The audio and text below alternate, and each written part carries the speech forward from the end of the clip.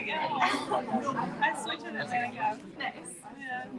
Oh, nice.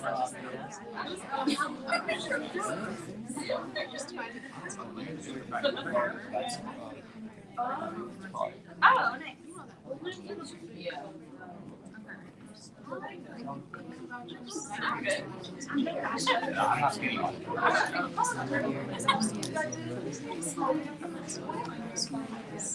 Yes. I'm in trouble. I'll have one. I used to, and then things got busy, and I had to come more often. I was about to start the whole, and then I got all the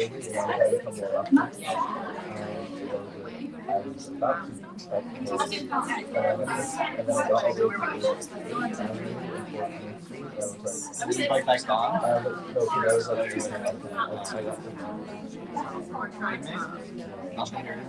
no, I found out how to so the girls probably red,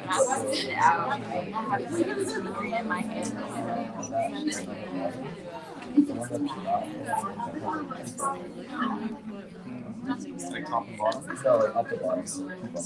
That's it? Otherwise, The number might be different.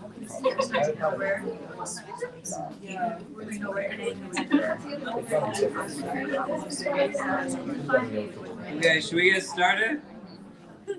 Bismillah, Bismillah, walhamdulillah, wassalatu wassalamu ala rasulillah, wa ala alihi wa sahbihi wa barak wa sallam. Assalamu alaikum wa rahmatullah.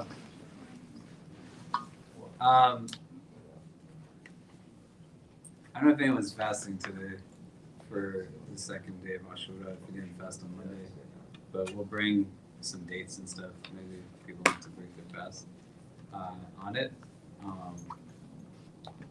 But we had a big iftar last night. We didn't plan an iftar today, so apologize if someone's fasting for today. So last week, we started to get into the shift in the Prophet ﷺ's experience as his uncle Hamza radiallahu anhu now became Muslim, and Umar ibn al-Khattab also became Muslim. And what it afforded was a dynamic shift in how they can engage within the prism of the public sphere for the first time. And this was at a time where we're in the 5th year of Revelation. So we had said that prior to this, you already had a large number of the people who had converted to Islam moved to Abyssinia in a second grouping of people that made hijrah from Mecca to Abyssinia. There wasn't that many people that were left in Mecca to begin with. Hamza radiallahu anh, he had a very well-known reputation, was a person of valor and courage.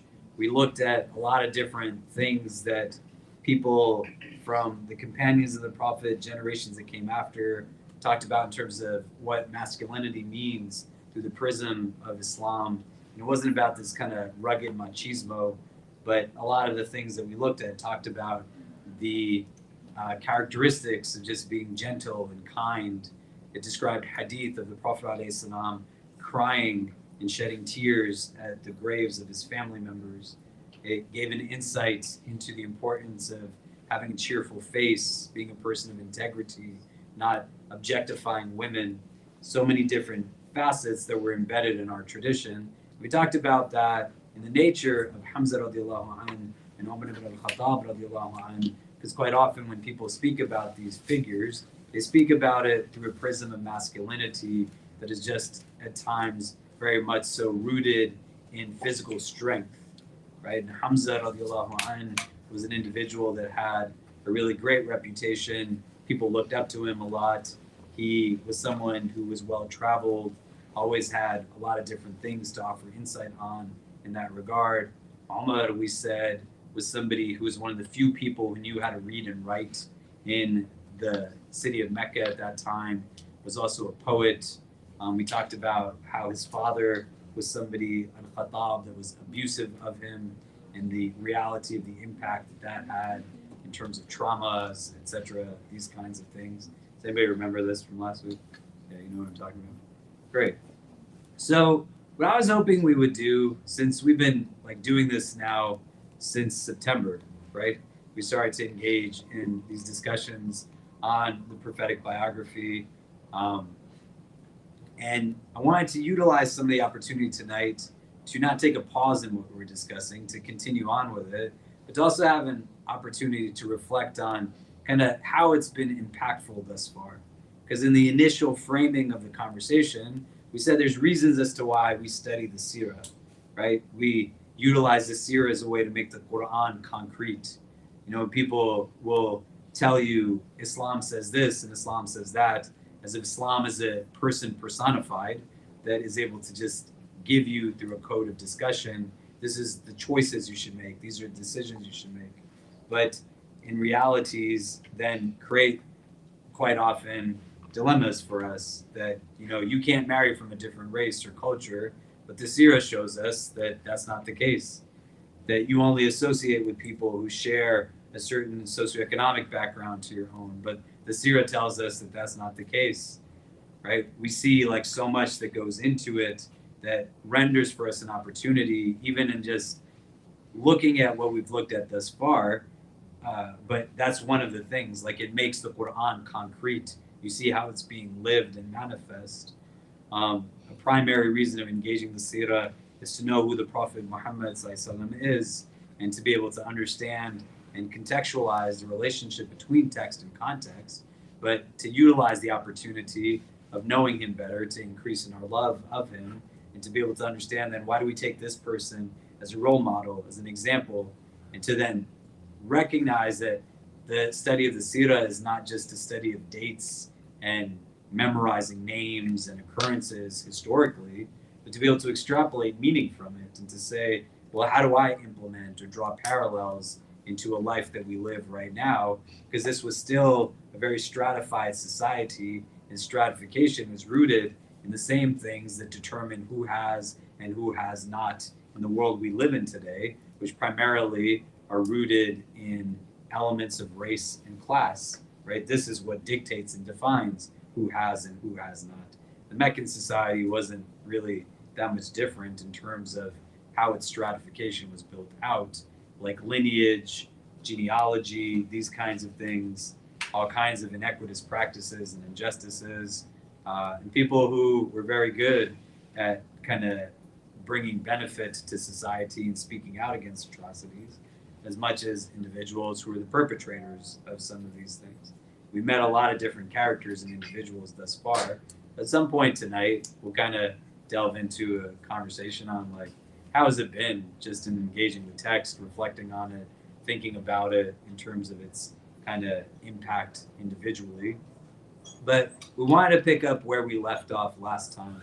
And we were talking about now how individuals that were bringing their respective power and privilege and clout were a key momentum shifter in the experience of people at that time who were deeply persecuted.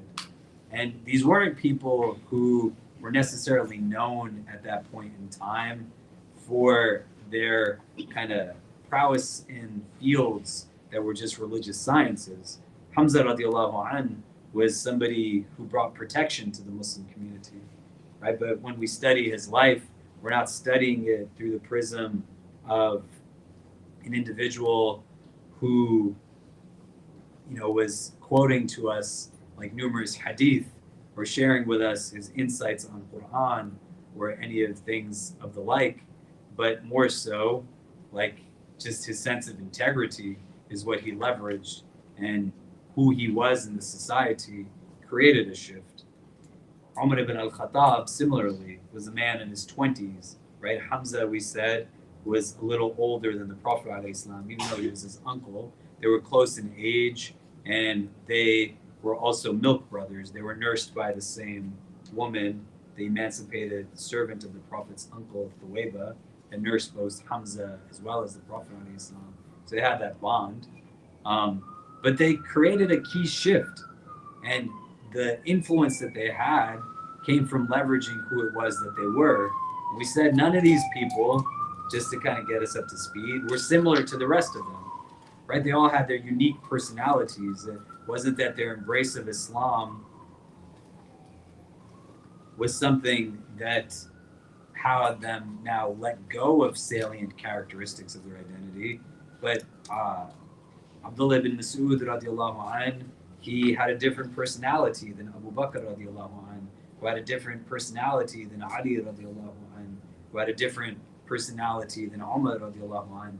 They were able to maintain like a uniqueness in their set of identity, and the Prophet knew how to plug them in the ways that they needed to be plugged in. Does that make sense? So where we were at was Umar radiallahu anh was directed to the home of Fatima radiallahu ta'ala anha, who is his sister. And he was on his way to literally kill the Prophet. And in the midst of it, he met a person who is from his clan and also a good friend of his by the name of Nu'aym, who when he learned what Umar radiallahu anh was going to do, that he said, well, maybe you should take care of what's happening in your own house first. And Umar gets to the outside of the home and he hears his sister Fatima, her husband Sa'id ibn Zayd, and Khabab ibn Arad, may Allah be pleased with all of them. And they were three voices very clearly. When he gets into the house, like Khabab ibn Arad is not present visibly anymore. Because if anybody's going to get hurt, it's going to be him. You know, Umar isn't going to do to his sister or brother-in-law what he would do to Khabab ibn Arad, who's already somebody who is deeply persecuted. And they had to work within the prisms of reality, because by this point, Sumayya radiallahu ta'ala anha is already martyred. Like they know that they could get killed for their belief in Islam. And they're willing to take those steps. They're willing to deal with those realities. One of the things that we also take from this, though, is that they were like learning Quran from Khabab ibn Arad. Khabab ibn Arad is in the home of Fatima and Sa'id ibn Zayd, and he's teaching them Quran. There's not so many of them at this point, and they still have the house of Al-Arqam, Dar al-Arqam, right? Al-Arqam ibn Al-Arqam, he is like inherited this home. We talked about it some months ago. And this is where they gather. And they gather in secrecy. They gather because they'll be chastised and persecuted. But 5 years into it, they're also still setting up within their home environments opportunities where they're both engaging what it is that they have access to thus far in terms of teachings, and they're teaching it to each other. On a communal level, it becomes important to understand, because you'll see this when you get into the Medinese period of Islam as well, that the Prophet ﷺ, the first masjid that's established, we'll talk about this like some months from now, is called Masjid Quba, and you can still go and pray in that masjid. And the Prophet encourages his companions to go and pray in this masjid. And on a weekly basis, he would go walking or riding to this masjid, even though his house shared a wall with his own masjid, right? But loyalty is a big part of the Prophet's kind of demeanor, that when he has something at a time when he had nothing, like he maintains connections and gratitude, even if something else is given to him in place of that, right? Khadija radiallahu ta'ala anha, when she passes away, the Prophet is still giving gifts to her family members, to her friends. He maintains connections, ties of loyalty. He appreciates these things. He encourages people, you go pray 2 rak'ahs in this Masjid Quba, then the reward is that of a completed pilgrimage, right? To encourage other people to go to the space, because he went from like the difficulties of Mecca to the establishment of the city of Medina, and this masjid is the first masjid that they established. He's not going to forget that it was something that was given to him after a period of 13 years in Mecca where he doesn't have anything. Do you know? It's like loyalty is a big part of it. But when the Prophet's masjid is established in what you visit now when you go to Medina, there's also other masjids that are established in the area, like smaller masjids that are named after other companions. people would go to pray their daily prayers in these masjids, in smaller congregations. And then Jum'ah was a time where everyone came to pray together in the bigger masjid. Similarly, there was moments that they were gathered at Dar al-Arqam, but also they were like literally, it's year 5 in this period of prophetic propagation. And Khabbab ibn Arat is teaching Quran to Sa'id ibn Zayd and Fatima bint al-Khattab, and the Prophet's not there. The opportunity for them to engage in this has like a lot of different benefits, and it gives us a lot of different insights into some things. But just so we can get started talking, if you can turn to the persons next to you, change some names if you don't know their names, the persons next to you. Like, what do you think are the gains of this being a practice? Because you think about what a lot of us experience quite often in traditional modes of learning, it's like very front facing, you know? Like you go to the lecture at the masjid, and then at your home, there's not a halakha, right? You don't have your friends over to read Quran together. Do you know what I mean? Maybe some of you do, I don't know, right? But what are the advantages that they've created now also these micro experiences that are happening there, not in a vacuum, right? But a ton of them left to go to Abyssinia, but prior to, they were all still there, and they're in this space where they're maintaining like these modes of interaction.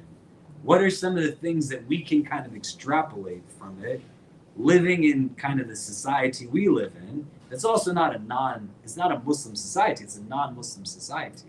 So just this sheer fact that in this interaction that's about to happen, whether Omar came or not, these three were reading Quran together. Like, what are the gains of that? Do you understand the question? So you can turn to the persons next to you. What are some of the things we can say, like this yields in terms of benefits or derivations of lessons, that he knocks on the door and hears these three voices? And Khabbab ibn Arat is teaching them Quran. We know this because last week we said, he says to his sister, like, show me these things that you were like reading, right? Like, what were you like doing at this time? So you can just turn to the persons next to you so we can kind of get talking a bit. Like, what are some of the things we can take away from that from the standpoint of like our own engagement in community with one another? And then we'll come back and discuss. But go ahead.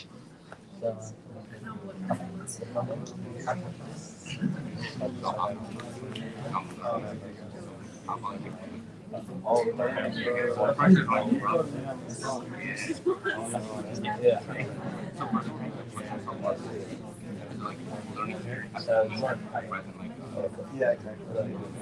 Just saying that. Okay.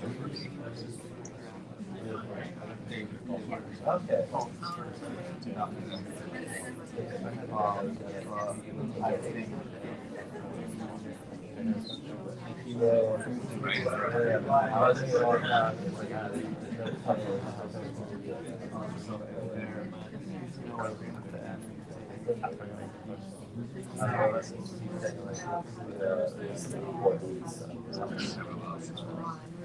Because like the oldest one is like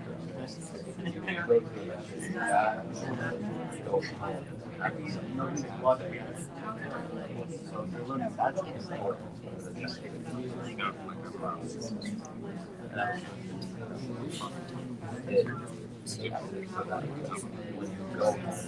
How do you beat right now? I don't know if they got beat. Yeah, and also you get bronze not talking about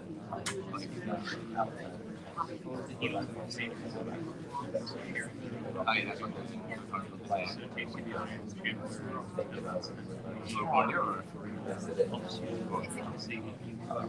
yeah, but I played that sort of separate it. Yeah, well, now it's like I spend enough time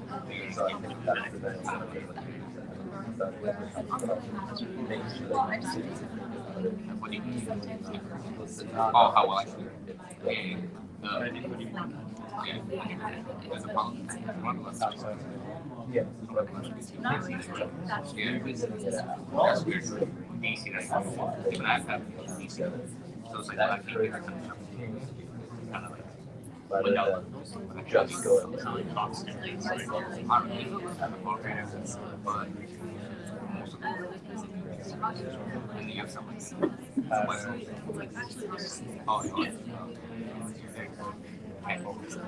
can't listen to DC.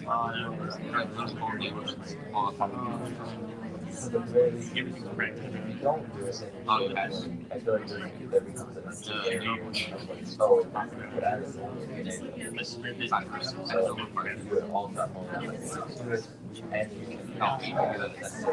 Well, I'm.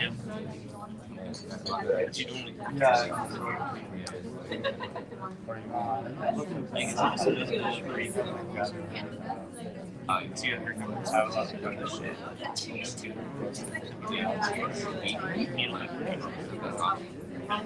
Like I still see it. I think it's really But it's I never had that. but like It's never happened. that sounds not what Like my was I don't know. Like obviously, I don't like it. I don't know.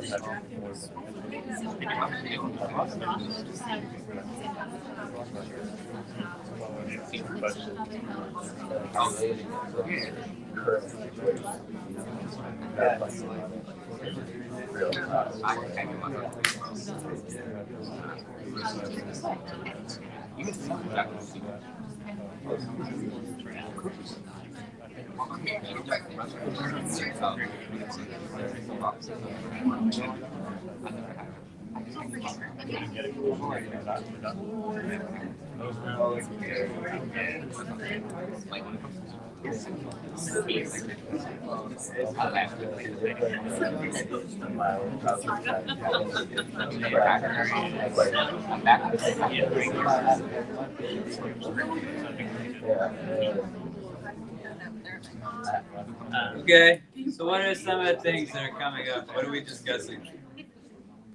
Like, what are some of the things we can take away from this?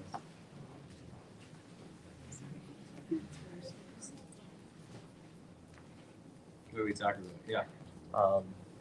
We were saying how like if you're just talking about Islam or reading Quran like at the masjid and like that becomes the only place that you do it, then you might not be like bringing back the lessons back to your house if you never reflect about it there, if you never talk about it there. So like having those micro experiences at home sort of reminds you that like yeah you might be learning about it in the masjid, but you need to be applying it in your daily life at your home because you spend a lot of time at home. So if you're not talking about it there, if you're not reflecting about it there, then you're missing out a large part of your life that you should be applying it to. Yeah, that's what we're talking about. Yeah. In our group, we talked about how when you're discussing with other people, you get to interpret things from other people's perspective because you only know things based on your own experience. But seeing it, just discussing with other people and seeing how they view and interpret something can also help to change your knowledge about the subject. Okay. Other thoughts?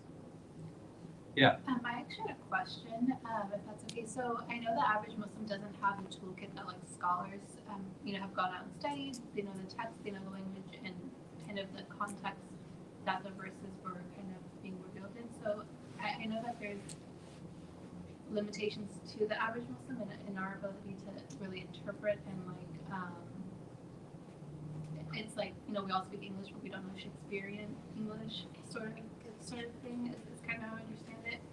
So is there like a point where we would draw the line in terms of like, I haven't had training, haven't studied Islam to a certain, much in depth, like I can't draw conclusions from these verses, or like, I'm coming at it with my own personal bias, my own limited experiences. So like, where do you think? Well, try to contextualize it here, right? This is in year 5 of Revelation. So if Khabbab ibn Arat is teaching Quran in the home of Fatima bint al-Khattab to her and her husband Sa'id ibn Zayd, who do you think told him to do this? Right? There's not so many Muslims to begin with, and a good chunk of them are now in Abyssinia. They're not doing things just on their own accord, but the Prophet has told them, like, you should do this.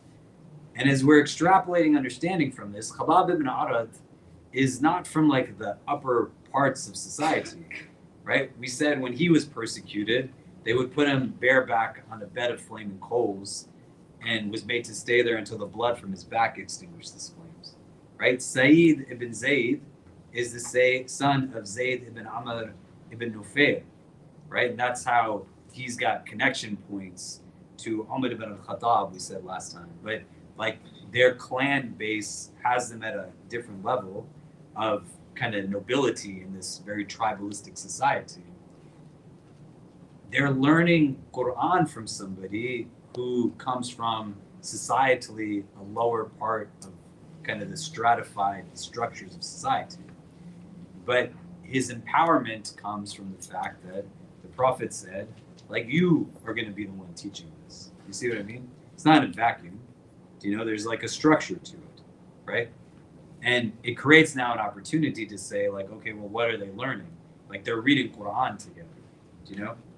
So at a base level, like, if we were to take a tangent away from the Seerah, for example, there's a lot of Muslims, for example, who, like, learn to memorize Quran. But what you want to learn is, like, how to recite the Quran properly. Like, it's tajweed. You don't have to become a hafiz, you know, but we should know how to recite Surah Fatiha properly. We should know, like, the rules of recitation, etc.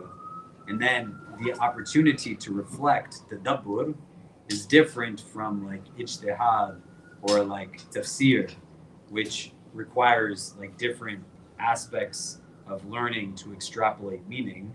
Tadabbur, reflection and contemplation, is not in a vacuum, but it's a reflection that says, how does this apply back to me when I'm reading this thing? And if I get to a place where I have questions, I just go and ask the people who know. Do you know? Does that make sense? And the limitations are not like the starting point. And I would say this construct becomes like one of the reasons as to why we have trepidation in learning religion, because the assumption is like religion is for somebody else. The Quran is for someone else to read. No, like the Quran's for you to read. There's a lot of people in this room who are converts to Islam. There's a guy we just met outside. He walked in my office and said, I want to take my shot. You know, he's holding the translation of the Quran in his hand. An obstacle that comes in the way of many people who are exploring Islam for themselves is the loss of nuance that comes from people born into Islam, because you can only give to somebody what you have in the first place. And if you've built a relationship with the Quran that says it's not for me to read it, like the word itself means like the recital, the recitation. You're supposed to be reading this thing. Do you know? And so the frame that says I have like an absence of access to it, like you're going to take from it what you're able to, but you can't take from it if you're not engaging it in the first place. Do you know what I mean? And so if that guy comes into my office and says, I'm reading this book, is the first thing I'm going to say to him, like, well, just read it with limitations, because you're not qualified to read this book. And then he's going to say, why would I be a part of a religion that claims a final testament is by a God that's for all of creation, not a specific community, but I can't access this book without somebody else telling me about it. Do you see what I mean? And then we wouldn't say that to him. Why would you say it to yourself? Like, you don't have to know the detailed understandings of inheritance law. So when you get to those verses, if it doesn't make sense, it doesn't make sense. But it doesn't have to make sense. In order for you to still read the book, take from it both tangibly and metaphysically, but you got to just start reading it in the first place. Do you see what I mean? Does that make sense? And the pedagogy can't be one that says, I am somehow unable to access at some level, because then you're letting Shaitan have victory over you. Do you know? These guys are going through hell in Mecca, and they're fueling themselves spiritually by engaging the Quran. They're building a relationship like a persecuted, poor member of society is teaching the elite. That's not how it works in a lot of communities, right? Like some of you are from a South Asian background, do you know? I don't know if you watch Bollywood or not. A lot of people who are not South Asian also watch Bollywood. It's shocking how many people that are not from a Indian, Pakistani background watch Bollywood all over the world. Like people in Africa watching Bollywood, people in the Gulf are watching Bollywood, and I have like people who are in our community who are Puerto Rican and Dominican. They're like, I love watching Bollywood. Like, how do you even know what they're saying? And it's like, we just watch the subtitles. And I'm like, okay, I guess. But we had the son of a prominent Bollywood director visit our Islamic center some years ago when they were doing like data collection for a script that they were writing for a very well-known Bollywood film. And he sat with me in the church that was here before this building was constructed, in my office. And all kinds of people were walking in and out. Like they were praying, dressed, you know, with like clear, like religious kind of, you know, understandings. And he said, "You're at a university." And I was like, "Yes, we're at a university." And he said, "These are educated people." And I said, "Yeah, I would assume so." And he said, "And they practice religion." And I was like, "Yeah, mashallah, they do." And he said, "Where I come from, religion is for the poor, not for the educated." And he wasn't talking about Islam only. He was talking about all religion. He said, people who have wealth, people who have like notoriety, like they're not religious. Religion is for the poor. And he said, here you have all these people who are educated and credentialed, and they practice religion. And I was like, yeah, man, I don't know what to tell you to do, you know?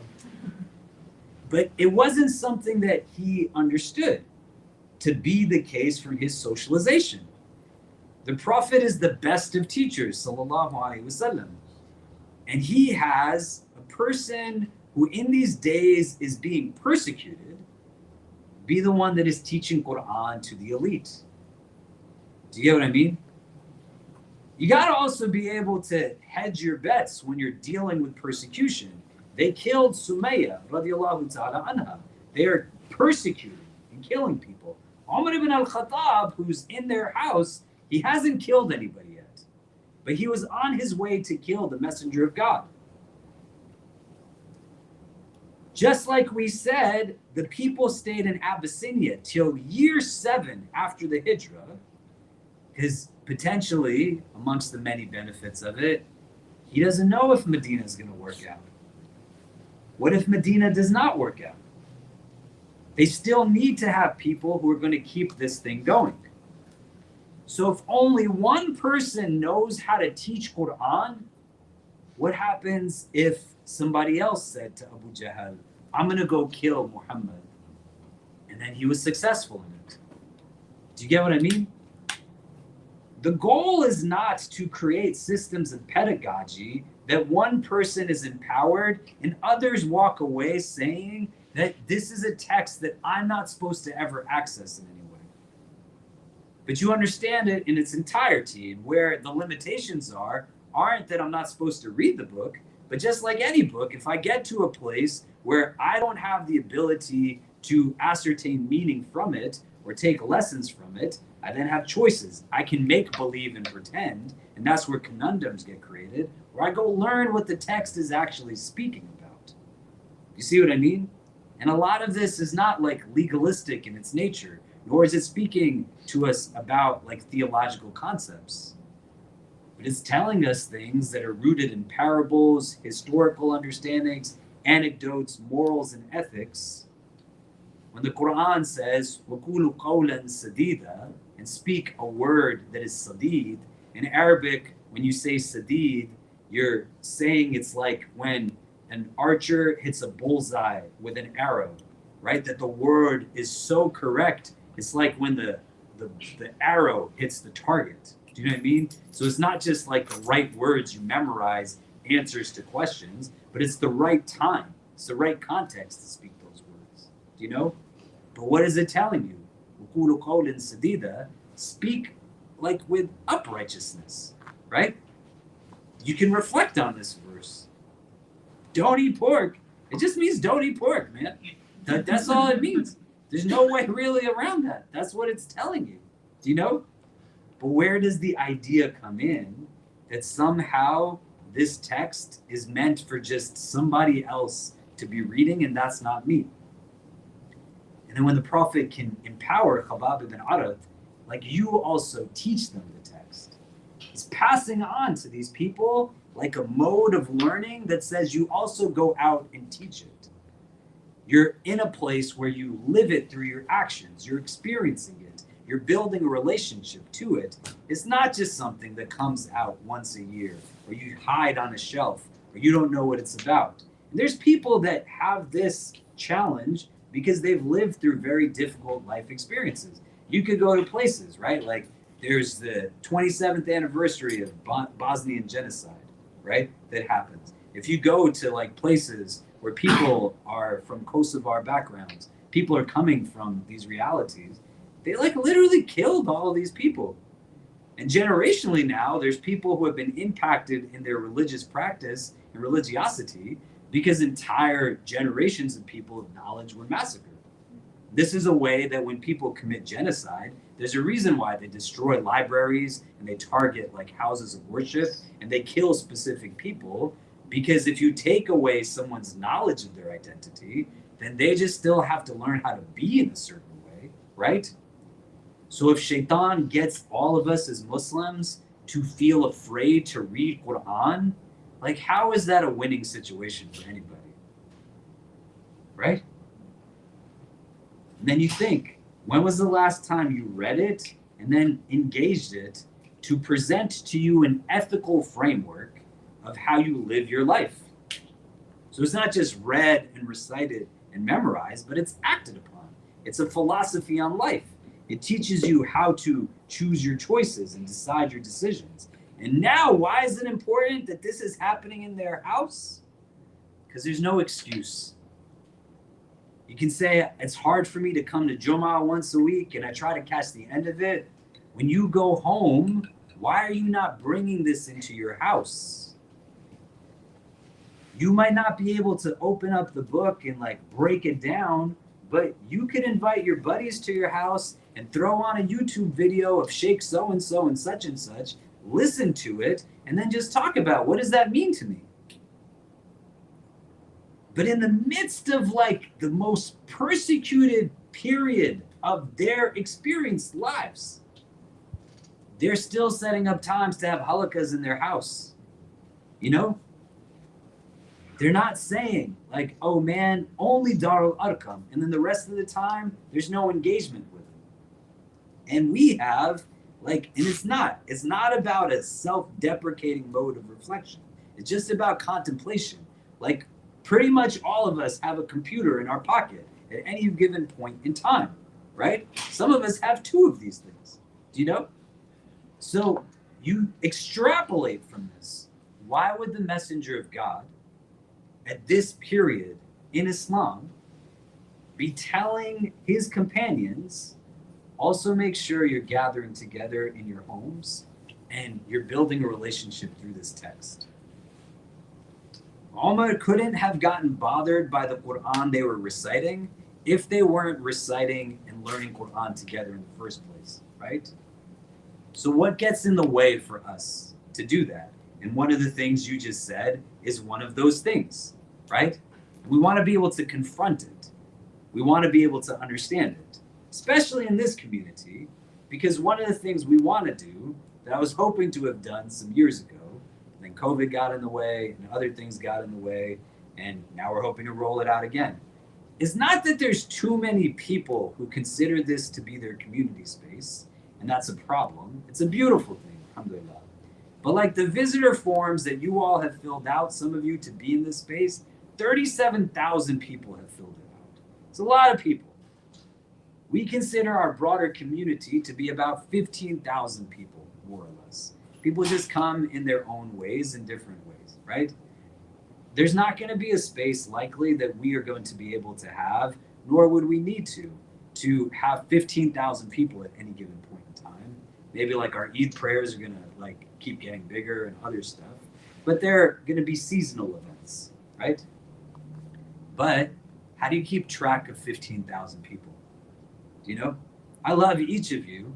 There's no fundamental way that I can know the things that I used to know about everybody when the community is smaller. The Prophet is empowering people to be in positions of leadership, to let them feel as if they can have a place in teaching religion. Because who's going to talk in the face of the Prophet Muhammad, right? They have to get that permission from him.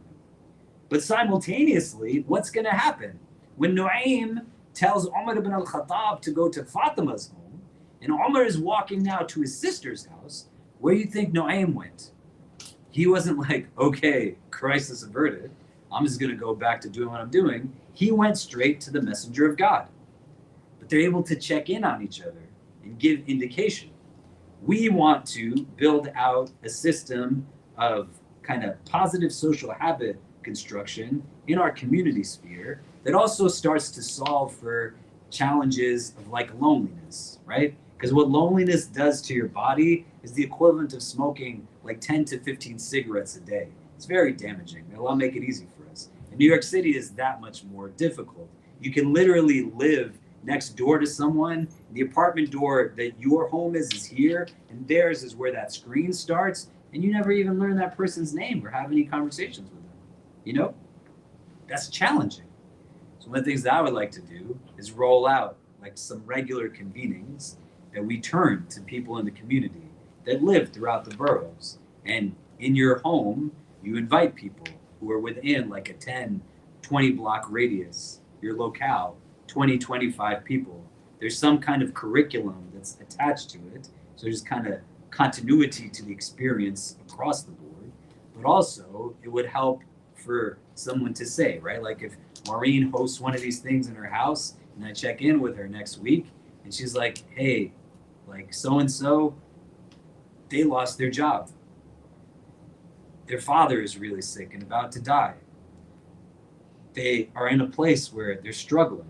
Or like this person, you know, is about to get married. This person has a kid. But they're able to check in on each other, right? When Khabab ibn Arat is in this house with Sa'id ibn Zayd and Fatima bint al-Khattab, they're not only talking about Quran, but it's a conduit to them coming together, and then they're able to check in on each other. This man's back is covered with blisters from being persecuted by being put onto like flaming coals. You don't think he needs people in the course of his day to just lean on who get what he's going through? Do you see what I mean? The convening point is not a shared external. They're not just aligning through being part of the same clan or the same tribe, but the Prophet is having them unite on something that is rooted in shared internals. They are connecting through their shared belief in Islam, and they're bringing that light into their home. What makes it hard for us to do some of these things? And if you've not been here before, you want to not answer the question through like what you feel like you're supposed to say or hesitate in talking because you're worried you're saying the wrong thing, but for us to be vulnerable to it, what gets in the way that keeps me from turning to my friends, that like literally you have access to more knowledge than anybody else. And you could say, I don't know what sheikh to listen to or sheikha to listen to, or who's saying this or that. That's fair. But like all of us have some device that even if the text isn't there, we can gather people and just say, like, what did we take from that episode of this or that video of that or that like khutbah or whatever? Do you get what I mean? But what makes it difficult for us to think in these frames of how we bring this into our home so that religion isn't just a once a week experience, right? Our religion isn't like functioning in this way. We don't have a theological belief that says just because we buy into this, salvation is guaranteed and there's no need to like work at it. You know, you're going to get out of it what you put into it, you know? And if you limit it to saying it's only like for 30 minutes on a Friday afternoon, then like the majority of the rest of the week has been shut down. And a framing is here. The Prophet ﷺ, his companions in this early part of Islam, they're in their homes and they're doing this together. What do we have to do to start getting to that place also? Do you see what I'm saying? And part of that is understanding what gets in the way, what makes it difficult. So you can turn the person next to you, just kind of talk this out a little bit, right? Like, why am I not doing this in my house with my buddies? You know, we like relate on a lot of different things, but like, what if we had a bond that was rooted in something like this? We're learning together, we're growing together, positive social habit transformation. Does that make sense, right? We can talk this out a little bit, and then we'll come back and discuss. Go ahead. If you don't know the names of the person sitting next to you, share some names.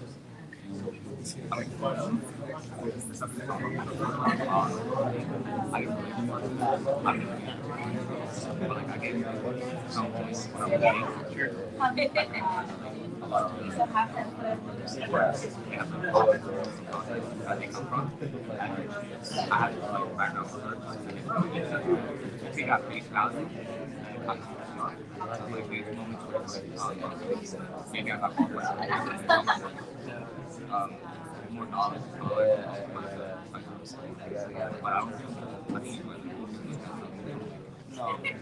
But it's funny.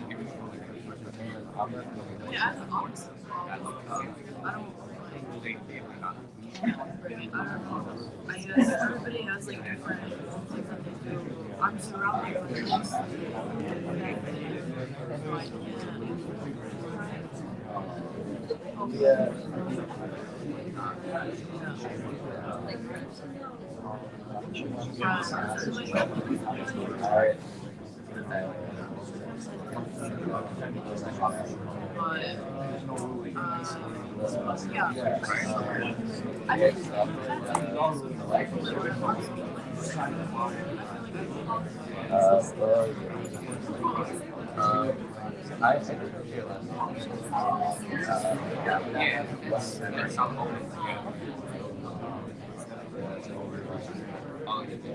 that's where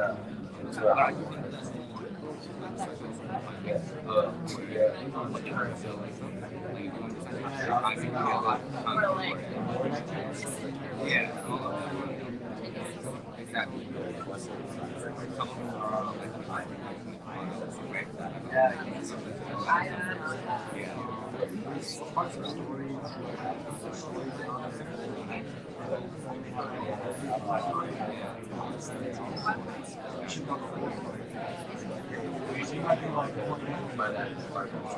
You still get it.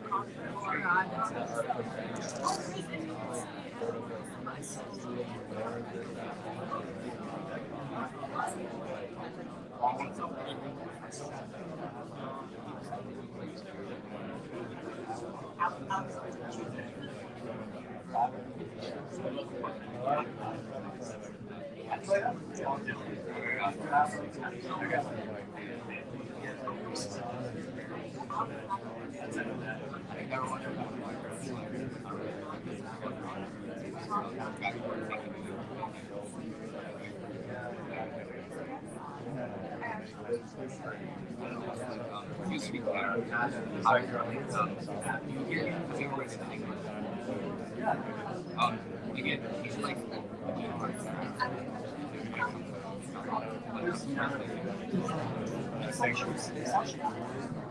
I get questions of like they're the only group of people that just want to they're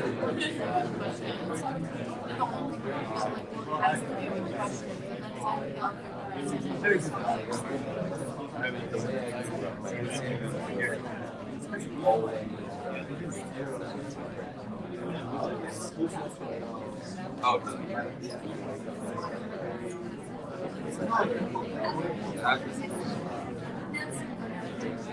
wasn't that terrible?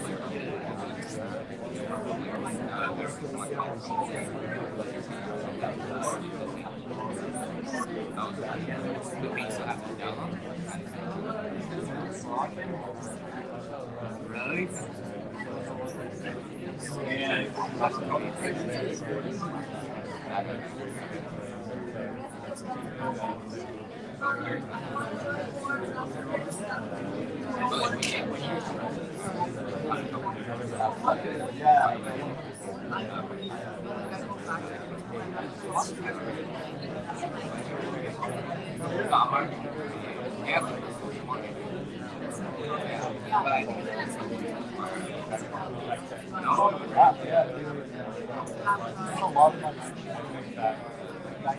Okay, so what are some of the things that are coming up?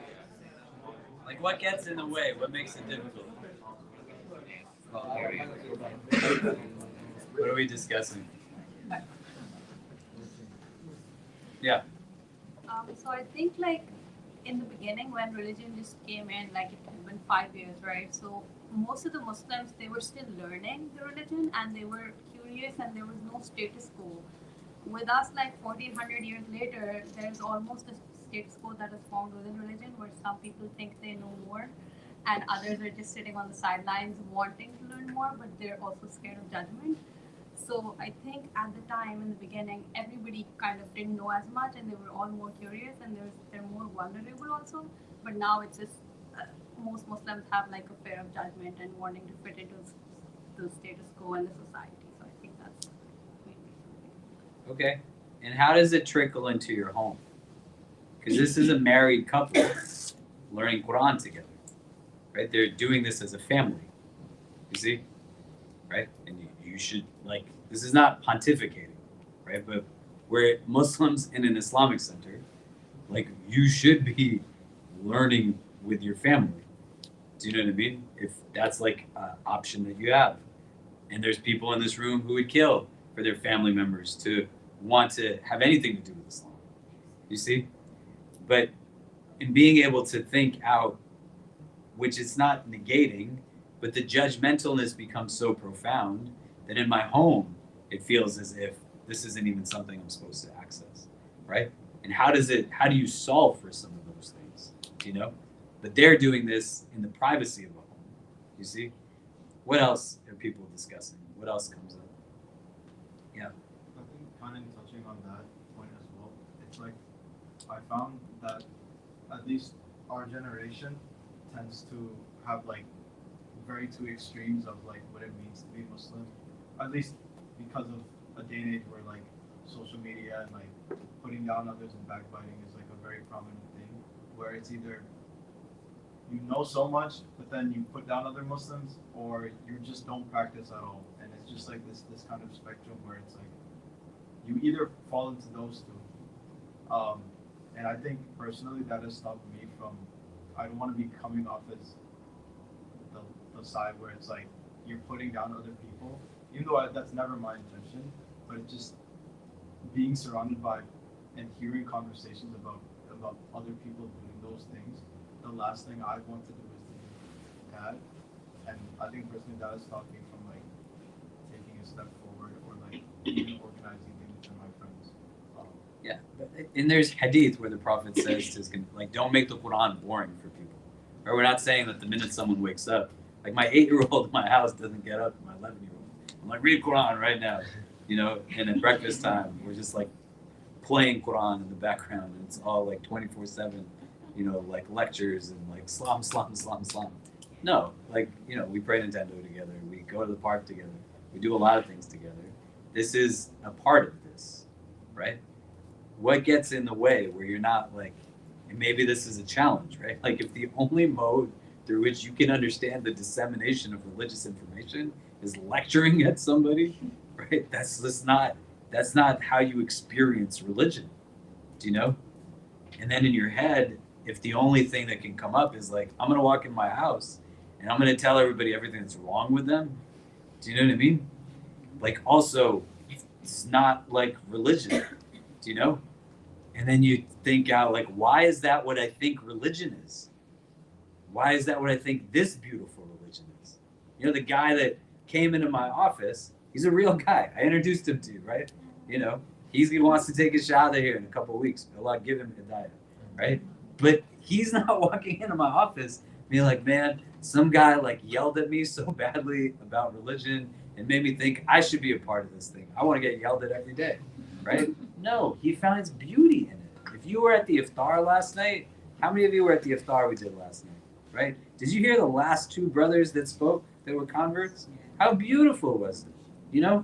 Like, why am I not thinking about, and what did they do? All they did was talk, right? Like you bring somebody and you say to them, like, what do you think about something? And you allow for normalcy to come so that they're not in a state of anxiety around it. It's like if you tell somebody you love them who has never heard someone say that they love them before. You know what I mean? I tell you guys all the time I love you because I do, right? But I'm not saying they're like, and now you tell me you love me, right? But there's people who have never heard it before. And it's not going to just come out organically, that they're going to just respond in a way that's like a reasonable expectation, but you're working through all the clutter that's been built up inside. Like, hey, I'm not supposed to be the one that reads this book. Somebody else is supposed to tell me always what it says. There's judgmentalness involved, right? Someone made me feel as if I'm at odds with it. Do you see how all of it fits into what is like Shaitan's strategy? If the entire thing is about being a God-centric religion, it can get us to believe that as Muslims, when we gather together, we can talk about anything other than God. Otherwise, it seems as if we're doing something wrong. And it's not in a vacuum. The Prophet's companions, if you were at the iftar yesterday in the beginning, you read the hadith that I shared with everybody. The young man comes in and says to the Prophet, you have to give me permission to commit zina. Right? You hear yesterday, we read through the whole thing. And he talks to him and makes dua for him. Doesn't say once, like, this is haram, you're inappropriate. Do you know? But Khabab ibn Arat, who is teaching them Quran, is also mindful about who he's learning religion from. So there's a pipeline to all of this, right? You have to identify as a point for yourself, like, how do I start to bring some of this in a meaningful way? So my Islam is not rooted in a Sunday school experience that was terrible, but I stop engaging in any type of engagement with this subject matter. And then the world that I walk through, it wants me to not be Muslim. Because Islam is constantly telling this world why what it does is problematic. It's telling, don't be racist. Stop killing children. Be kind to everybody. Value all human life. And that's not what a lot of people want to hear and live by. You see what I mean? What else did we discuss? Like, what else gets in the way? Yeah. I think it's also like for some people like myself, it's a very intimate experience and relationship that I have, and to bring other people in, like, it's a very vulnerable act, and I think I'm just very protective of it. So I like to keep it to myself and like practice to myself, and then like, yes, there's a beauty in sharing it with others because you get another perspective, but it's also just like it's scary in a way. Yeah, and that's fine, right? We don't want to think in absolutes that everything is always for everybody. Some of us are going to fast and have a spiritually intoxicating experience. Some of us are going to fast and it's going to give us a headache.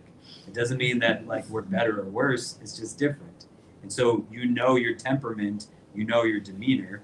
But I'm saying, just generally speaking, there's a shift someplace that in the majority of homes, right? And even if it's not with friends and whoever else, these two are married to each other. And as a married couple together, they're learning Quran from somebody. Do you see what I mean? We think about family experiences around like what you convene about. You know, and does it have to only be Quran? No, like it could be, it should be. But like, do you read a book together as a family? Is there any place where there's exchange of ideas and thoughts, right? Or is it like there's a television constantly on and we're just eating in front of it? We don't express like what we feel and what we understand or what we've seen throughout the course of a day. You see what I mean? And it can't be lost on us that in this early phase, they're still convening on these points. When we're thinking about what you build homes upon, what you build friendships upon, what you build communities upon, it's not that every single person has to do it. Like you might not invite people into your home, but we should facilitate the option for you to be at someone's house if you want to go. Do you see the difference? Right?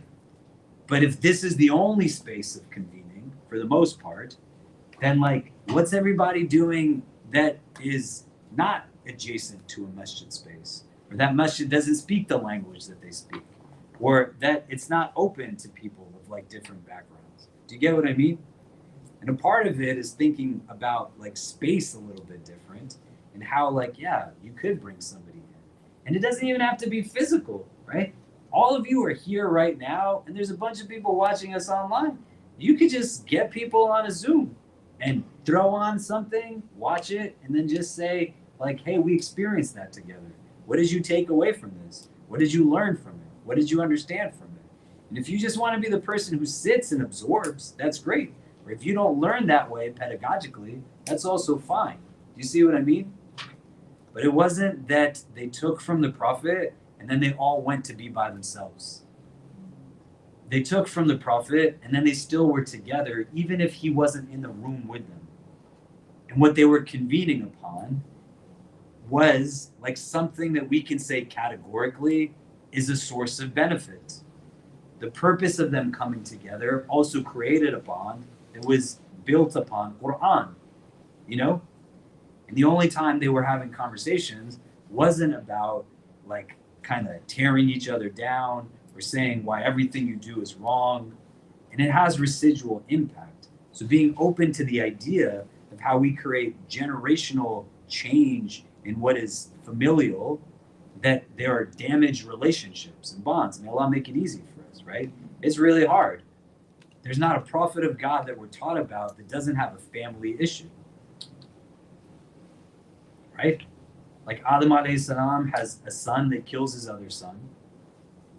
Nuh alayhi salam, he witnesses his son in front of him like pass away in this flood. Ibrahim alayhi salam has a father who throws him into a fire amongst his townspeople. Yusuf alayhi salam is thrown into a well by his brothers, left on his own. And Yaqub alayhi salam is so distraught, he cries himself nearly blind. They have family problems.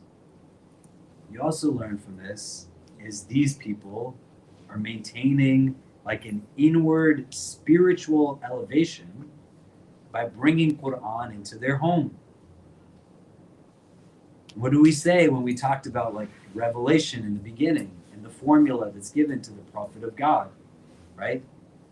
Iqra is then complemented with what? Ya ayyuhal mudaththir qum fa'anzir, ya ayyuhal muzammil qum al-layla ila qalila, that you learn, read, take knowledge, stand in warm, and then stand in the night to pray, because they're going through persecution, and the standing in the night is what's bringing softness to their hearts to rejuvenate them to take it on again. Because you're going to see how Fatima radiallahu ta'ala anha is going to talk to her brother Umar ibn al-Khattab in a moment.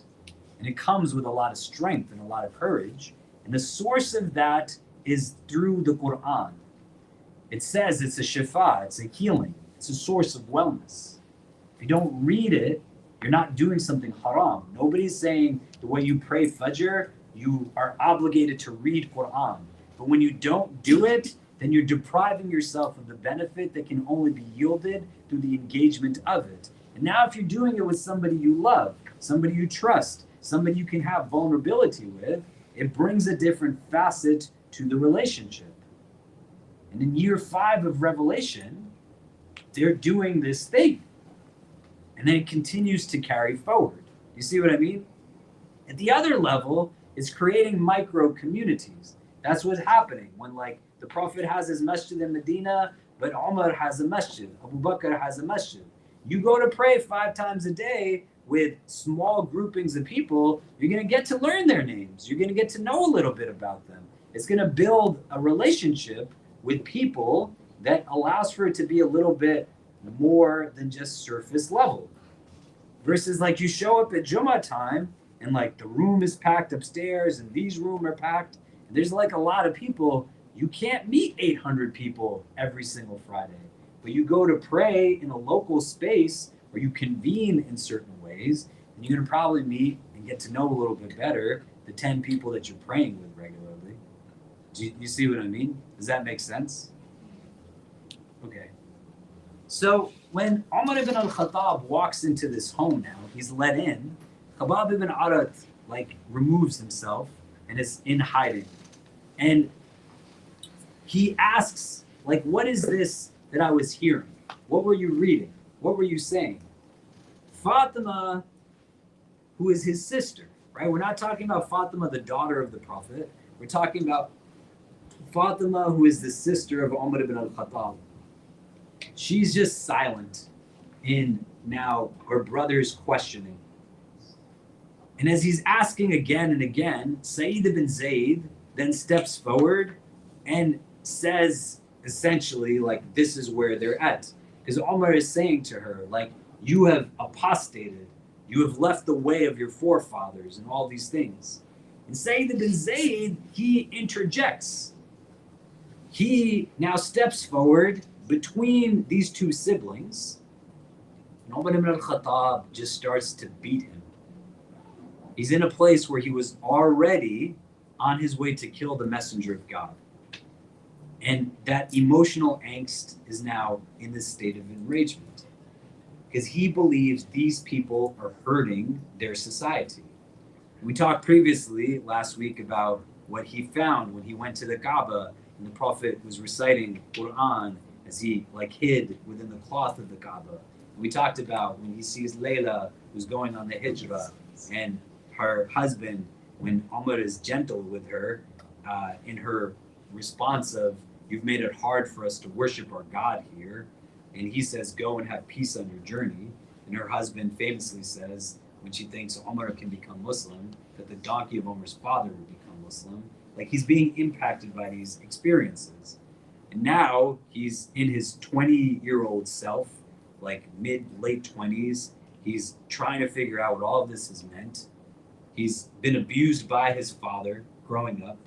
He's in a trajectory where his uncle is feeding like these realities. This is a male figure in his life who is part of gross persecution.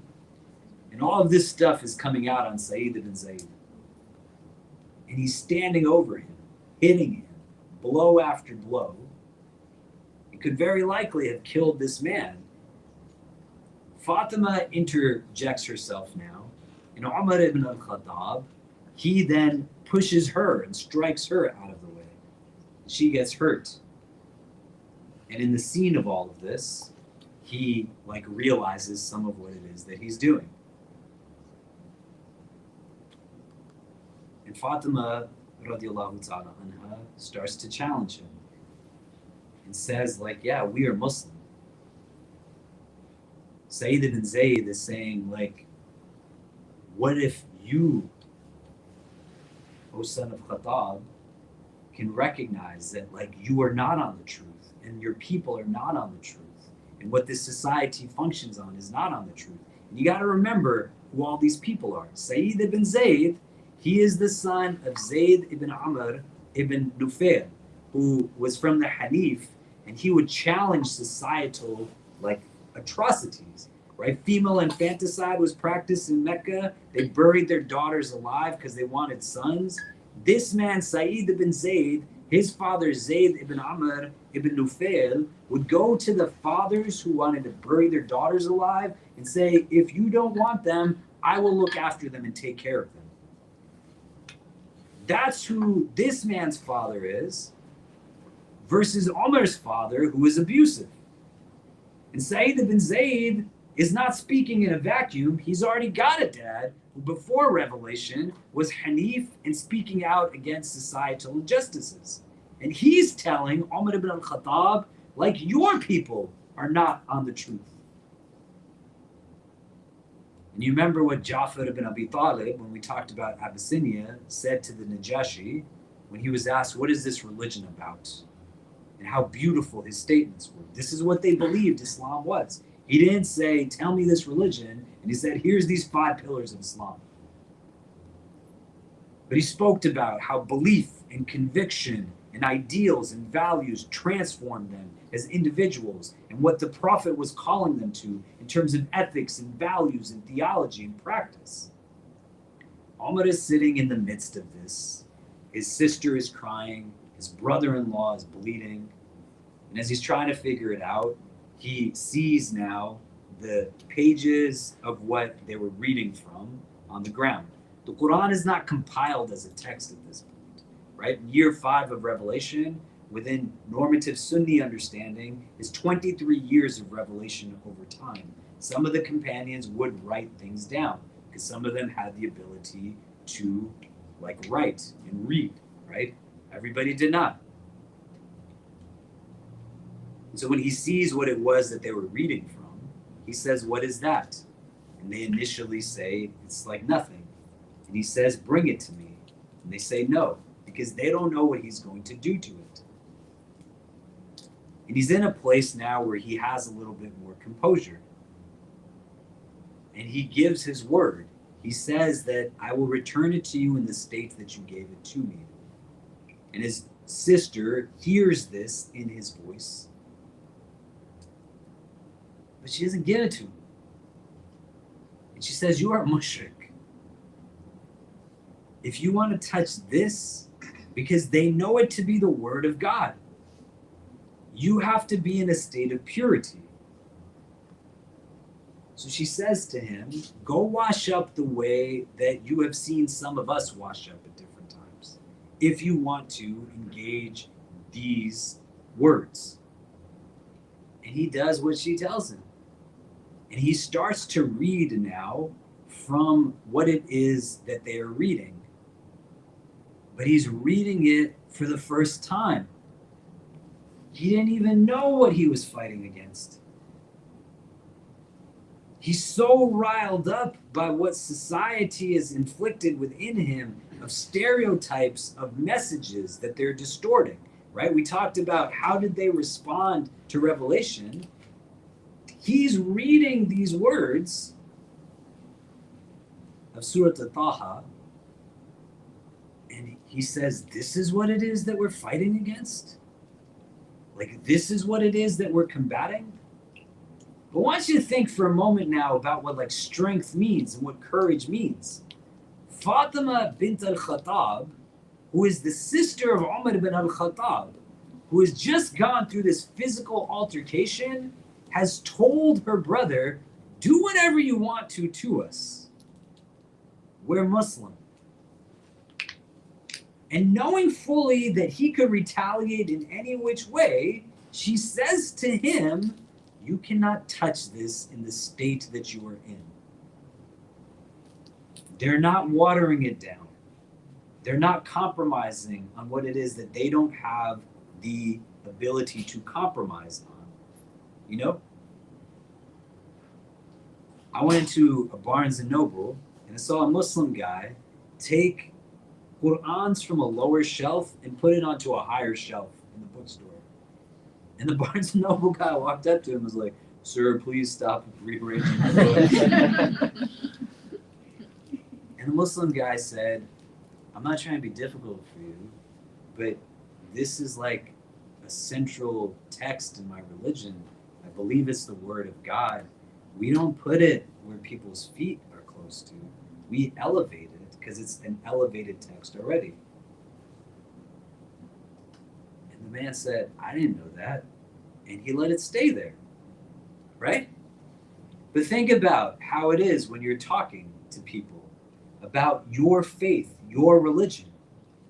And you're not speaking in language that is about connecting to someone in the prism of how you give and receive information, but the language alters because there's a sense of feeling inferior because Islam is seen as a liability, not as an asset. Words that should exist in a person's lexicon, and it's there, right? Like our Friday prayers, the Jummah prayer, the day of Eid is the day of Eid. There's so many things that are built into our tradition. The way you know Yom Kippur is Yom Kippur and Hanukkah is Hanukkah, they're not telling you it's the festival of lights. They call it Hanukkah, right? But that sense of confidence has to stem from some place. I would argue it's rooted in their relationship to God and God's book. And they're willing to find strength through it and not engage in it in a way that is just momentary or as a way that has trepidation. They're willing to submit to it and actually do what it says. And then from that, they have confidence that's able to tell somebody, not in a defiant way. She's not trying to put him in his place. I'm going to get you because what you did to me. But this is what her religion tells her to do. And she's not going to say that it doesn't tell her to do it. She's just doing what it says. Even if you're going to hurt me, I'm still going to do what it says. Do you get what I'm saying? How do you build that confidence? It doesn't come from starting with ritual first. It comes from starting with faith first. Theology becomes a necessary prerequisite to informing the practice. If you're trying to do the physical exercises devoid of the understanding of who the prayer is being done for, not just regurgitating like verses of Quran that you memorize, but sitting and contemplating deeply on who is Allah to me, what is the afterlife, what does it mean that I'm going to have a world beyond this? That's what's governing their mindset, because they're only in year 5 of Revelation. And a lot of it is just about Allah, His oneness, the Akhirah, so much of this stuff, right? And a central theme throughout the Seerah literature is what? That we've been talking about. You can't doubt the genuineness of someone's sincere conviction when you experience it. So Umar, he sees like his sister is real about this thing. So he goes and he washes up. And he reads and he engages. And he's in this place where he's one of the few people in their city that knows how to read and write. Nobody's telling him what it says. He's reading it word for word by himself. Bismillah ar-Rahman ar-Rahim. They don't have a concept of Allah as ar-Rahman and ar-Rahim. These are words that are not familiar to them. In his capacity, this is why we don't want to stereotype individuals. Like we said last week, Omar can sit on a mount and he's so massive, his feet touch the ground. And you think about him in terms of like the sword that he holds. Why don't you think about him as a person who is a poet, a person who is educated, knows how to read and write, and then draw insight into him through that as a survivor of abuse? So he's actually reading the text. No one's reading it to him. And in that first experience, he's actually open to being able to take from it what it is that it offers to him. I didn't know that this is what it said, right? How many Muslims could say the same thing about the Quran right now? Because they've actually never read it before. I didn't know that that's what it said. But the whole idea is that these people went through what they went through so that we didn't have to say that anymore. And the capacity for a heart to change is rooted now in this experience. But he had to engage the vehicle that opened his heart to it in the first place. So what I want us to do is just take a quick pause. What are you taking away from this so far? What's coming up for you? You can turn to the person's next to you and anything that it's bringing up, and then we'll come back and discuss. Just 2 minutes, so we're not kind of being talked at too much. But go ahead.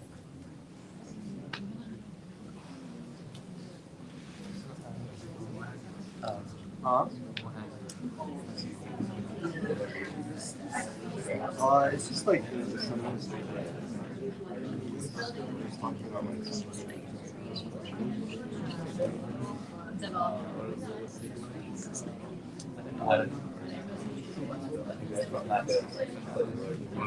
that's not like relevant,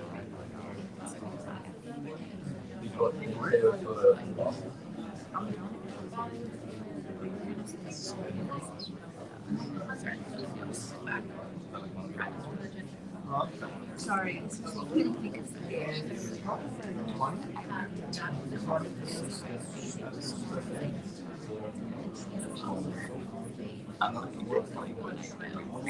Oh yeah, well,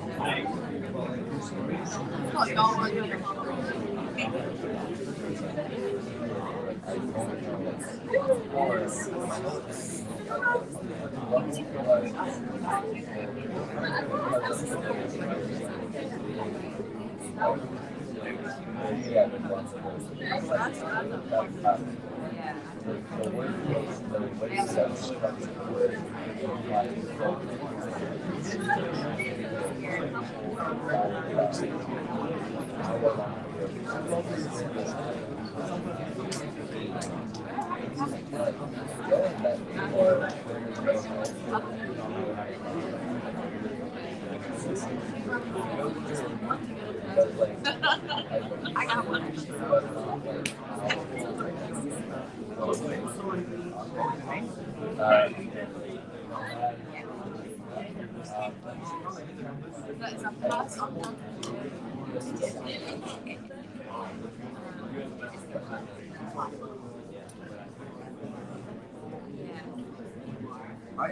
Okay, what are some of the things that are coming up for people? Anything, maybe 1 or 2 people quickly before we move on. What are you taking away so far? Yeah. I think accessibility of the religion and the text for one's own self, and then by extension, establishing that within the community. I think that's been kind of top of mind and being something that I'm reflecting on today. Great. Any other thoughts?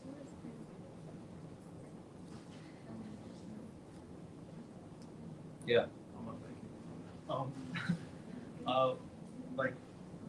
Like I kind of reflected on the fact that you kept describing like the large nature of Umar, and also how he was Fatima's brother as well. So it's like 2 things that like we made us reflect on like what our fears were in terms of like expressing our faith, and it was almost the two like relatable reasons of this person is stronger than me.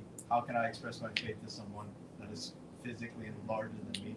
It's also your family, like your own blood. Like you don't want to come off as disrespectful or anything. But it just shows what true conviction of faith and clearly Fatima is very much well informed about her faith, and it is with that kind of in her faith that she's able to, without any hesitation, stand up to not just her brother, but like such a large man in general, right? So that's something we put. So let's open up on your phones like Surah Taha, so we actually read these verses. You know, like what was it that was written and moved him so much? All right, we'll go through the translation quickly. But if you want to open it up, it's the 20th chapter of the Quran, and he reads essentially through the first 14 verses of this chapter. It's the 20th chapter, but he reads like the first 14 verses of it. Does anybody want to read? Yeah, go ahead. بسم الله الرحمن الرحيم طه ما أنزلنا عليك القرآن لتشقى إلا تذكرة لمن يخشى تنزيلا ممن خلق الأرض والسماوات العلى الرحمن على العرش استوى له ما في السماوات وما في الأرض وما بينهما وما تحت الثرى وإن تجهر بالقول فإنه يعلم السر وأخفى الله لا إله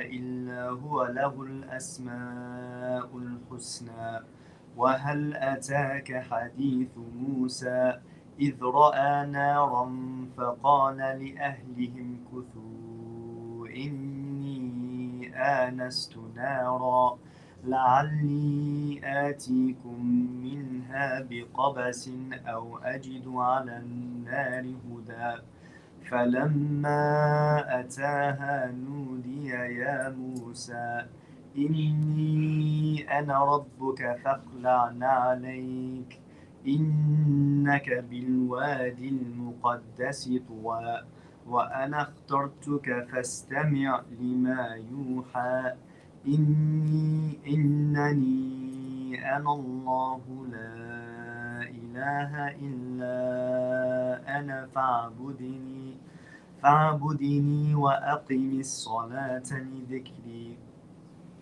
Somebody want to read the translation? Yeah, go ahead.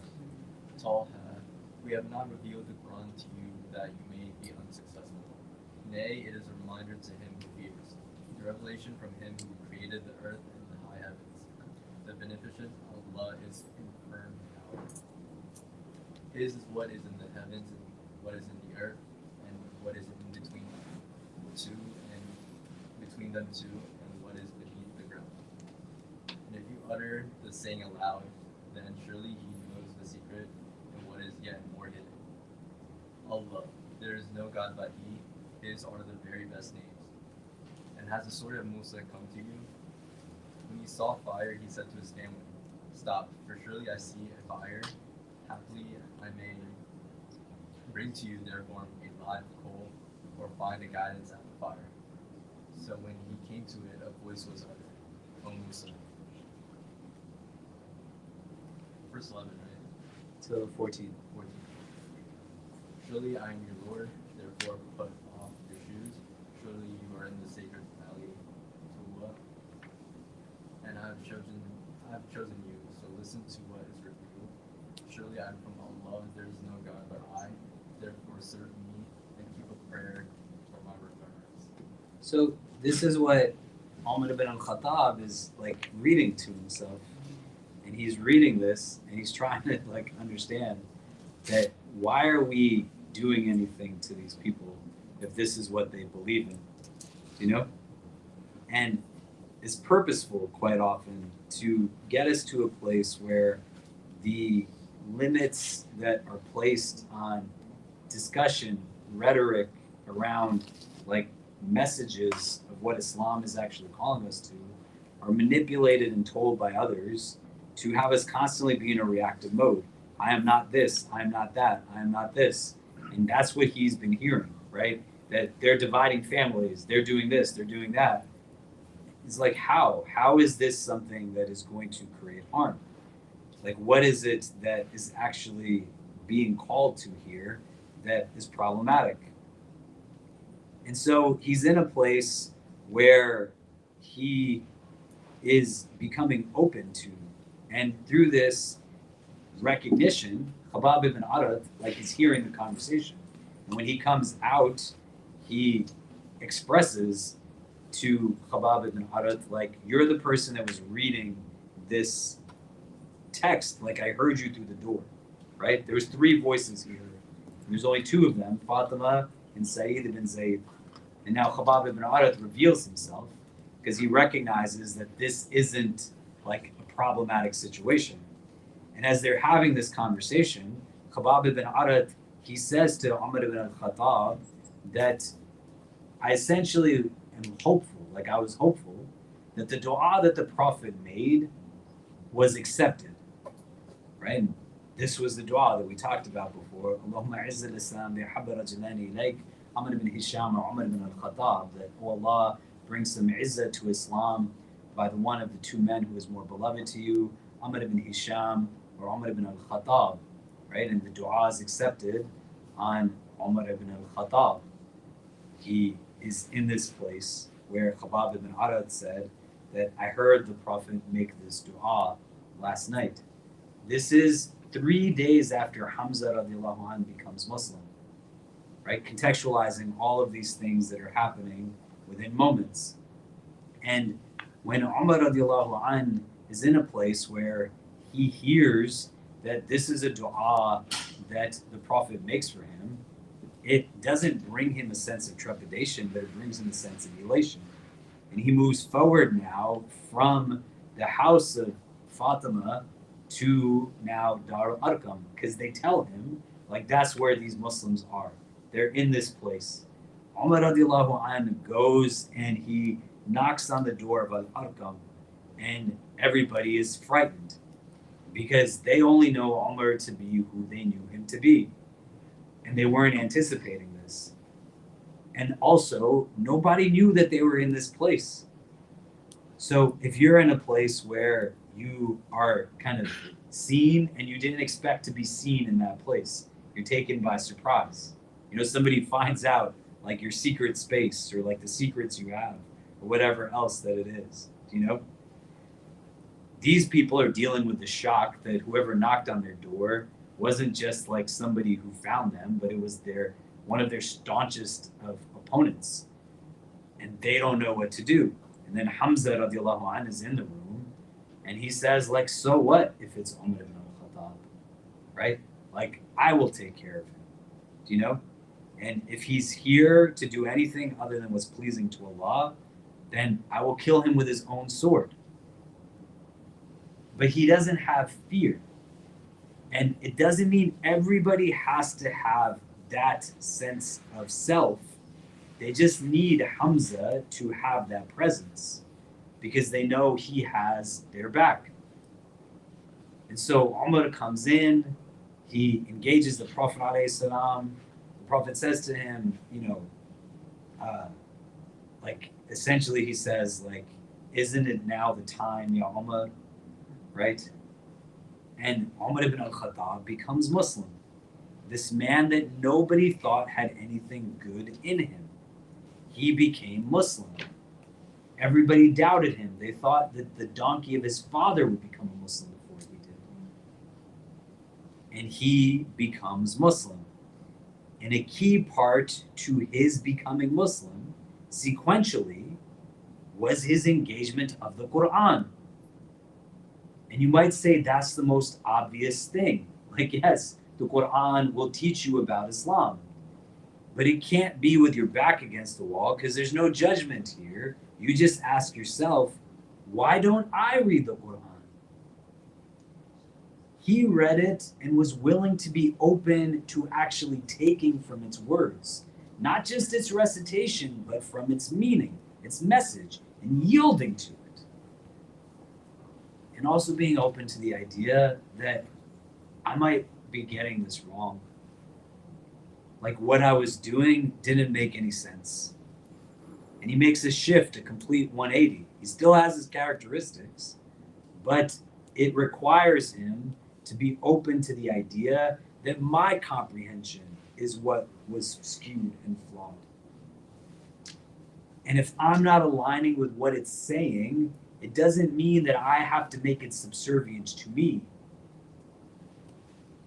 So when he comes into this space now, he's in a place where he engages the Prophet ﷺ and he becomes Muslim. What our tradition teaches us is that when someone takes their shahada, it's not lip service, but this is what we're taught. Everything wrong that they did up until that moment is forgiven. And everything that they did right is counted in their favor. And there's some opinions that say that the wrong that they do actually is converted into good deeds. Does that mean that you get to just still not play a role in making someone restitute? No. So it's not reasonable to assume that somebody who mistreated someone also just gets a green light on pretending like it didn't happen. Like these are still elements rooted in realities. Do you get what I mean? So he still has to deal with the fact that he did the stuff that he did prior to. It's going to take people some time to get acclimated. Just like they were getting acclimated to having Hamza in their midst, they have to also get used to the idea that this person who was an adversary to us is now like part of our group. Umar radiallahu anh, he says to the Prophet alayhi salam, like all kinds of different things, like right off the bat. You know, he's not mincing words, right? Like he knows how he engages people. So he says, like amongst many other things, now post-conversion, let's go out in public. Because they've never been able to do this before. All together, like pray a prayer. A lot of them are in Abyssinia, so there's not so many of them here, right? So Umar radiallahu an and Hamza radiallahu an, they stand at the front of two lines. And everybody else lines up behind them. The Prophet is walking in the midst of them. They go to the epicenter of the city. They go to Mecca. Umar has a lot of different interaction points with people in the course of now his post-conversion reality. He goes to his uncle's home and knocks on the door. Abu Jahl knows his nephew to be his champion. Marhaban ya Umar, like welcome. And Umar simply says, Aslamtu, I became Muslim. Abu Jahl says, La taf'al, don't do it. He says, Fa'alt, it's done. And then he can't do anything because it's Umar. And Abu Jahl is of a similar physical stature to Umar ibn al-Khattab. They're related to each other. But he still knows this is Umar. Umar is not content with some of these things. He says now he wants like more people to know that he's Muslim. So he thinks, who is the person that has the biggest mouth in Mecca? And he goes to a man by the name of Jamil al-Jumahi. And he tells him that he became Muslim. This man goes and he starts telling everybody that Umar ibn al-Khattab became a Sabian. Because that's the language that they used, because that was the religion that they understood. And Umar was going and correcting him, saying, no, don't tell him I'm a Muslim. I'm not this thing. This is what I am. People start to gather around Umar, and crowds of men try to just beat him to the ground.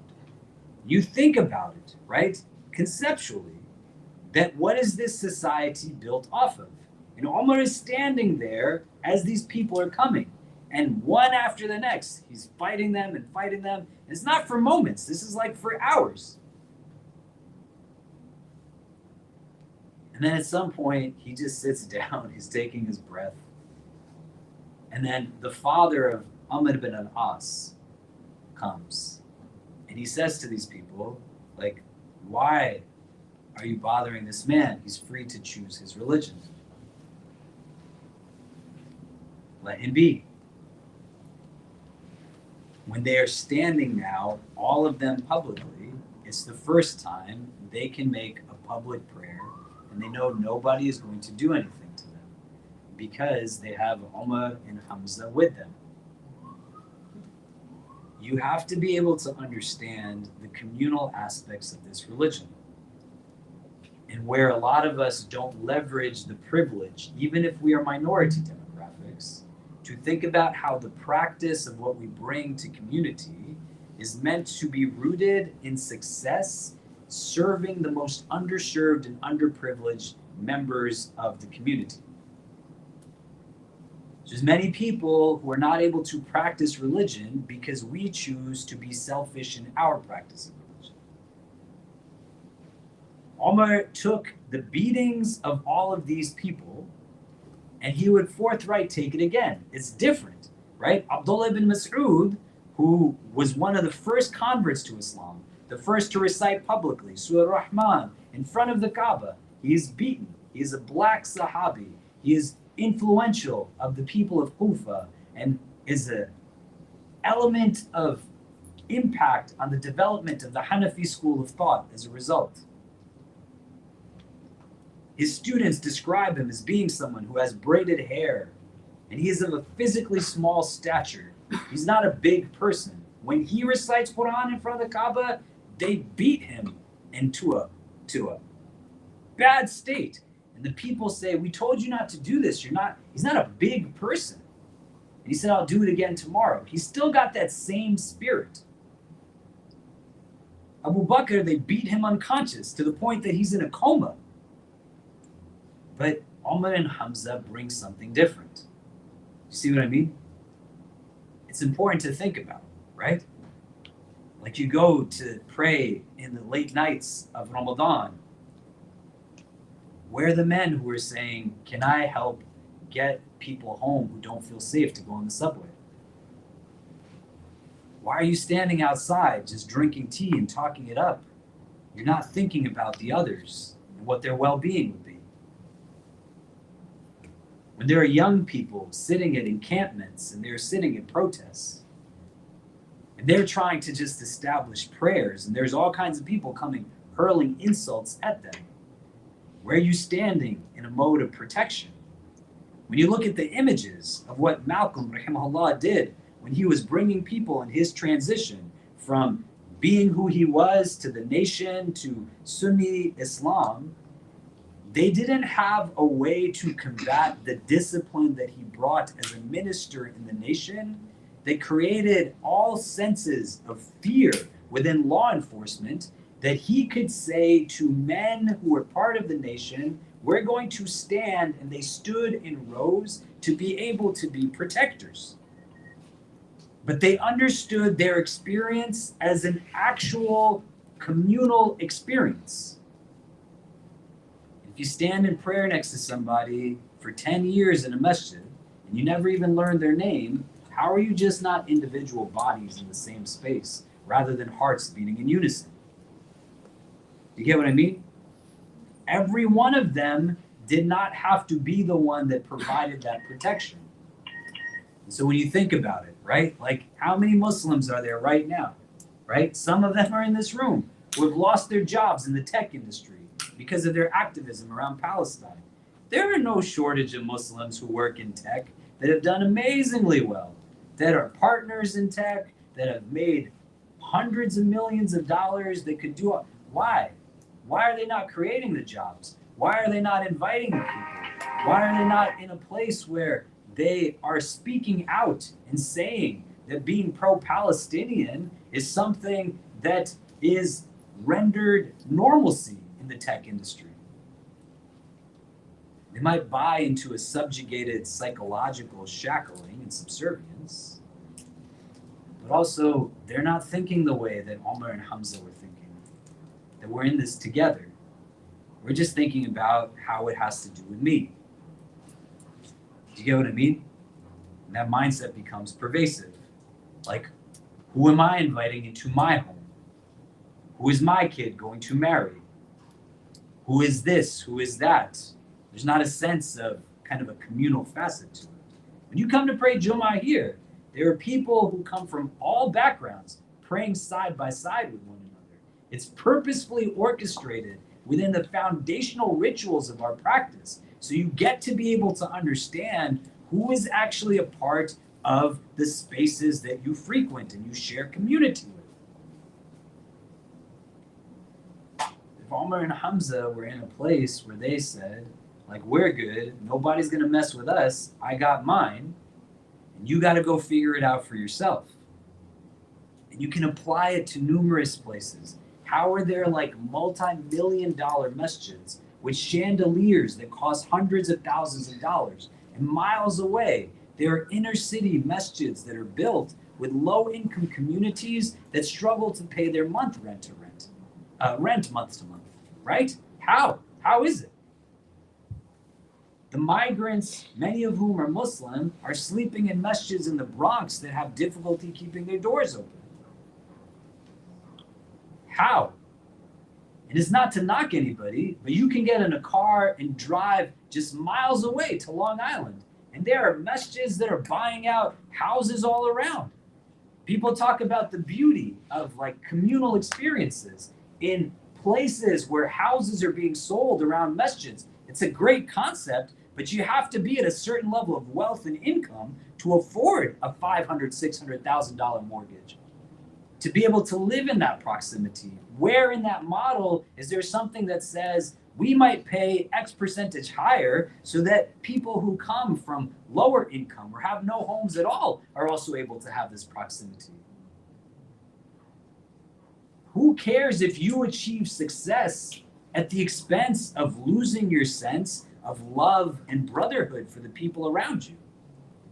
And that's where the theology becomes important and the engagement of the Quran. Everything that I have is given to me by Allah. He is the owner of all of it. Khabbab ibn Arat is coming from a lower class in society and he's teaching the elite, and there's mutual respect that's there because they're in it together. So Hamza and Umar, they're using what they have for the benefit of their people. And it's right from the beginning. He's not saying like, well, you thought I couldn't be Muslim and now I'm Muslim, so whatever, deal with it yourself. He got beaten for hours and he got up and he still was standing and had these people's backs. You see what I mean? Does that make sense? Okay. Let's take a pause here. We're going to pray Maghrib. I'm trying to think what the rest of the week is going to look like, if there's anything coming up in particular. I don't believe that there's anything happening in the coming week, but I could be wrong. But we'll send out emails about it. Does anybody have anything they want to announce to people before we wrap up? I would ask people to kind of talk it out a little bit, kind of where we're landing, but the building's going to close earlier today, I think, or it might not because the majlis is happening upstairs. But after July 15th, this shift was supposed to be to 9 p.m.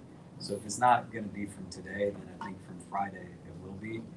So we want to make sure everyone has time to pray all of their prayers. So why don't we take a pause here? People need to make wudu. Someone can call the adhan. We'll pray Maghrib, and then we'll catch up from this place for next week. Assalamu alaikum.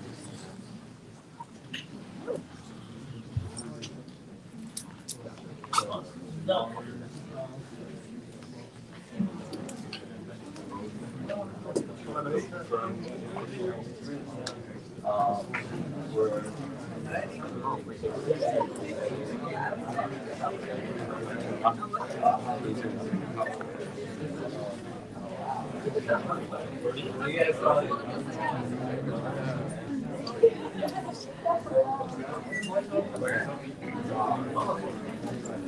Allah